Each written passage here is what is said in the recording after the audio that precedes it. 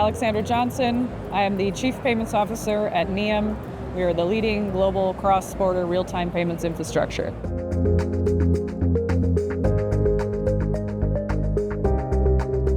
We're at this inflection point where it's not just about the payment anymore. It's not just about last mile. So value-added services have become key in really creating that pleasing customer-facing, seamless end-to-end payment experience. So what customers want is they want a secure, fast, seamless way to move money around the world.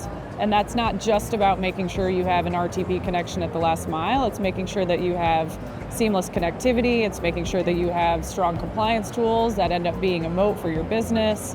It means that you have fraud prevention tools. So really it's thinking about bringing all these elements, integrated elements together with data, with compliance, with payments, with pay-ins, FX, all of these components coming to be an integrated singular payment solution and being more about what I would call contextual payments versus just payments themselves. It's everything about the entire payment experience that matters. So value-added services are becoming more and more important, especially in our business where we're really moving everything in real time. Those tools become even more important to make that experience seamless, particularly in the fraud space.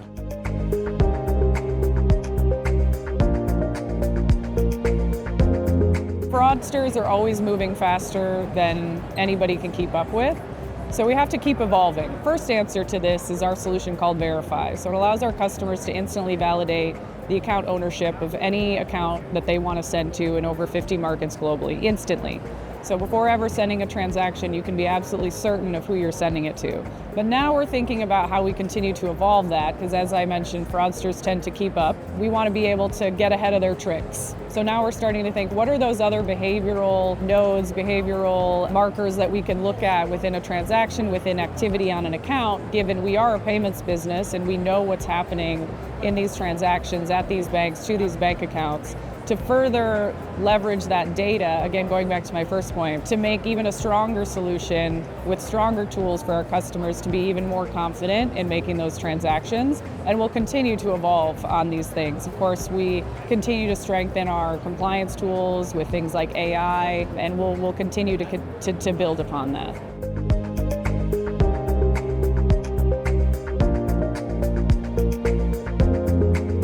Financial institutions, nearly all of them, a very large portion of them, are already connected to SWIFT. So in our minds, we want to meet our customers where they are. I am actually a former banker, so I can tell you firsthand that being able to get the resources prioritized to integrate to a new partner, it takes time to just get in the roadmap. And so we want to make that easier for banks. We want to be able to use their existing connections, but be able to access the real-time seamless rails that we have connectivity into. So what we've done is we've made it so that our bank customers, future, now, existing customers can use their existing SWIFT connection, send us that SWIFT message just as if they're sending a wire. We map that to the formatting of the local payment scheme, RTP in several markets, where then we can send that for them instantly, allowing our customers better, faster access to these tools while they figure out, where they are on their API journey, which is typically the standard way that you get to real-time payments. But we're trying to make it easier for them to be able to expand their global payment capabilities.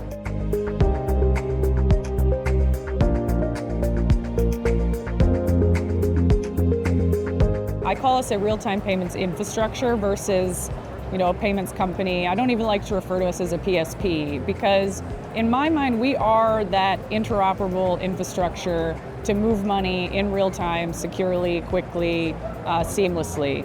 And so for us to do that, we have to have the regulatory, the infrastructure, the tech infrastructure, the regulatory infrastructure to be able to support any payment method that comes to the fore. So whether it be stablecoins, the real-time payment schemes we're already connected to, and whatever the future may bring, right? We're talking a lot as well about, agentic payments is something that's coming into the fore. So the way that we operate is we create the system by which we can continue to build upon to create that global interoperability as more of these efficient payment mechanisms come into the ecosystem.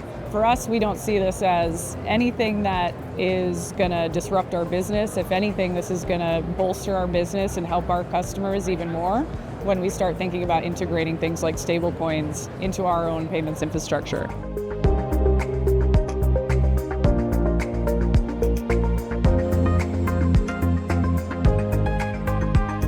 it's a lot about, I think, really two key points. It's that interoperability, it's the integration not just of different payment mechanisms, but of different capabilities. And how do you think, again, about the contextual payment? So bringing together all of the capabilities involved in a payment, the pay-in, the data, the compliance, creating, again, that regulatory infrastructure, but then also looking at, as these new payment types come in, RTP, wallets, stablecoins, agentic payments, whatever comes next, ensuring that we're keeping that ourselves ready to make sure that we can create that interoperable system by working with other partners as well. Like I've mentioned, the Swift Connect. We're really at the forefront of ensuring that we are there when our customers need these new payment capabilities, and we're going to be ready for it.